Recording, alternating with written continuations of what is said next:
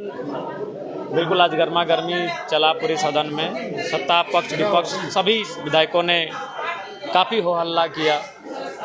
सत्ता पक्ष ने केंद्र की सरकार की नीतियों के खिलाफ जाकर, तो विपक्ष ने राज्य सरकार की नीतियों के खिलाफ जाकर आज सदन में प्रदर्शन किया, जिसके कारण अंततः सदन चला नहीं आज ठीक से। और मूलतः जो बातें सामने आई, सूर्या हांसदा इनकाउंटर की सीबीआई जांच की मांग सामने आई और उस पर हम लोग भी अड़िग हैं कि जांच सीबीआई के माध्यम के सही हो। आपके पार्टी के देवेंद्र नाथ महतो गए थे? हम भी गए थे। देखिए, नगड़ी की ज़मीन का जहाँ तक प्रश्न है, लगभग 200 एकड़ के आसपास ज़मीन है। वह ज़मीन पूरी तरह से समतल है, वह ज़मीन उपजाऊ है, और अगर उस ज़मीन का अधिग्रहण नहीं किया है, उचित मुआवजा नहीं दिया है, उसके बाद भी अगर आप कोई कार्य कर रही, तो ये गुरुजी के सपनों पर आघात है। झारखंड की जो आधार है, जल जमीन जंगल, उस आधार पर आघात है कि आप यहाँ के जंगल को नहीं बचा पा रहे, यहाँ की ज़मीन को नहीं बचा पा रहे। देखिए, योजना परियोजना का कोई विरोधी नहीं है। रिम्स 2 आज इस राज्य की ज़रूरत है, रिम्स 3 रिम्स 5 आज राज्य की ज़रूरत है, लेकिन सवाल है ज़मीन जबरन ना लिया जाए। ज़मीन का अधिग्रहण सिस्टमेटिक तरीके से हो, जो भूमि अधिग्रहण अधिनियम 2013 का कानून कहता है, जो LAR पॉलिसी के तहत जो सुविधाएं होनी चाहिए, उन सुविधाओं के साथ भूमि का अधिग्रहण करे। कोई विरोध क्यों करेगा? हंसते हुए कोई ज़मीन देगा, लेकिन अब औने पौने दाम में आप बोलेंगे कि आज हमने 50 साल पहले अधिग्रहण कर लिया है, 30 रुपया 40 रुपया डिसमिल में। तो ये बहुत सारी चीज़ें ऐसी आती हैं जो कि तार्किक नहीं है। तो उस हिसाब से अगर सरकार के पास दस्तावेज हैं अधिग्रहण का, तो दस्तावेज को कोर्ट के माध्यम से या फिर किसी माध्यम से वो प्रस्तुत करें और दस्तावेज को दिखाएं कि जब अधिग्रहण किया जा रहा था, रेतों का हस्ताक्षर है कि नहीं, उनका किसी प्रकार की रजामंदी या सहमति है कि नहीं। तो दस्तावेज लेकर बात करनी चाहिए, बहस करनी चाहिए, और जो भी नगरी के जो ग्रामीण हैं उनके 5, 7 या 9 प्रतिनिधि मंडल को सरकार को बुलाना चाहिए और बैठ के बात करनी चाहिए। इरफान अंसारी लगातार अभी भी कह रहे हैं कि रिम्स 2 नहीं बने, नहीं वहाँ नहीं बने रिम्स 2 अगर इरफान अंसारी जी बनाना चाहते हैं तो हम लोग थोड़ी विरोधी हैं।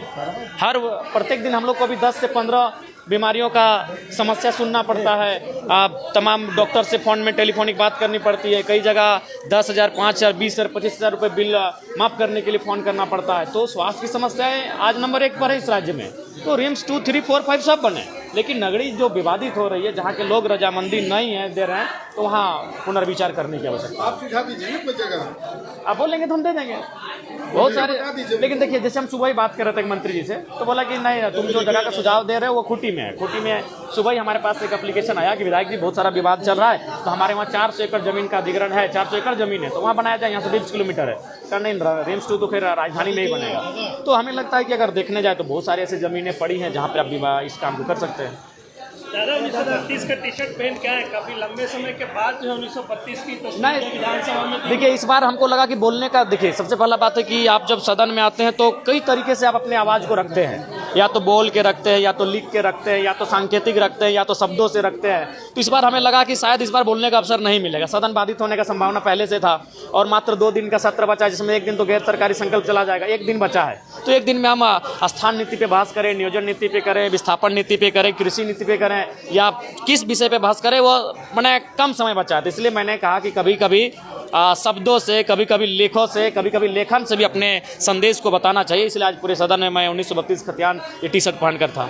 1932 को लेकर सरकार बिल्कुल स्थिर हो गया, बिल कहाँ गया, राज्यपाल के पास गया। देखिए, सरकार हर मुद्दे पर स्थिर है। सरकार केवल सरकार के जितने भी अंग में बैठे लोग हैं, वो अपने निजी स्वार्थ के लिए, अपने खाना पूर्ति के लिए काम कर रहे हैं। वो किसी भी मुद्दे पर ना बात करना चाहते हैं, ना किसी भी मुद्दे पर बैठकर सॉर्ट आउट करना चाहते हैं, किसी भी मुद्दे पर बात नहीं करना चाहते हैं। सर्वदलीय बैठक बुलाई कि स्थानीय नीति कैसी हो, उसका प्रारूप क्या हो, उसका ड्राफ्टिंग क्या हो, कम से कम एक बैठक तो बुलाए, सबके रायशुमारी तो ली जाए कि हम लोग गंभीर हैं स्थानीय नीति को लेकर, हम लोग गंभीर हैं नियोजन नीति को लेकर, हम लोग गंभीर है विस्थापन को लेकर। अगर गंभीरता है तो सर्वदलीय बैठक बुलानी चाहिए और बातचीत करनी चाहिए, फिर आप कैबिनेट में ले जाइए, कैबिनेट में प्रस्ताव लेकर आइए, लेकिन एक बार चर्चा परिचर्चा सर्वदलीय होनी चाहिए। तो गंभीरता नहीं है।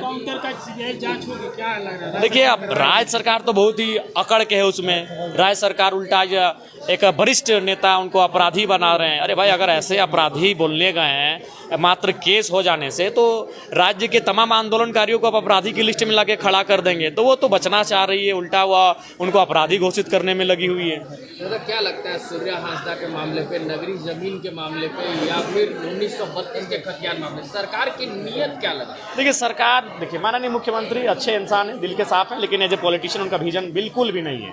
आप कभी भी माननीय मुख्यमंत्री के पास जाइए, वह आप उनसे 5 मिनट तक का समय नहीं ले सकते हैं। कोई भी, आज मैं नाम नहीं लूँगा, बहुत सारे मंत्रियों से मैं मिला, बहुत सारे उनके सत्ता दल के विधायकों से मिला, वो बोले 4-5 लोगों से घिरे होते हैं, हमें अपनी बात रखने का अवसर तक नहीं मिल पाता है, ना वो सुन पा रहे हैं हमारी बात। सही बात है वो, और ये दुर्भाग्य की स्थिति है कि माननीय मुख्यमंत्री अपने मंत्रियों से, अपने विधायकों से संवाद नहीं कर पा रहे हैं, तो कहाँ से राज्य को आगे लेकर जाएंगे। आप पतरातू कल गए थे, विस्थापितों से मुलाकात हुई थी क्या? क्योंकि बड़का गांव में क्षेत्र में लोग काफी परेशान हैं। जी, बड़का गांव, हमें लगता है कि आज अगर राज्य में सबसे ज़्यादा कहीं के लोग विस्थापन के इशू से परेशान है तो बड़का गांव के लोग हैं, चाहे वह पतरातू ब्लॉक रहे, बड़का गांव का ब्लॉक रहे, या केरेडांडी का ब्लॉक रहे, या फिर 2-4 क्षेत्र उनका टंडवा में भी आता है। तो 4 ब्लॉक बड़का गांव विधानसभा टच करता है, चारों ब्लॉक आज विस्थापन के दंश को झेल रहा है। और मुझे लगता है कि आज सरकार को विस्थापन में तो कम से कम खुलकर बात करनी चाहिए, खुलकर नीति बनानी चाहिए, और इस दर्द पर विराम महलम लगाना चाहिए। जेल के मेजरी ने कहा है कि इरफान अंसारी को घर में घुस के मारेंगे अगर हमारे लोगों को धमकाइएगा, तो क्या कहेंगे? देखिए, अगर ऐसा आवेश में कहा है तो उसके लिए हम लोग खेद प्रकट करते हैं कि आवेश में वो माननीय मंत्री हैं, और अगर आवेश में ऐसा, चूँकि होता है जनरली जो लोग आंदोलन से जुड़े होते हैं, कभी कभी कुछ शब्द ऐसे आते हैं जो थोड़ा सा लगते हैं, लेकिन वो केवल उस परिस्थिति की देन है, ऐसा नहीं कि उनके बारे में किसी का वैसा भाव है। अगर कभी कभी आंदोलन में काउंटर शब्द आते हैं।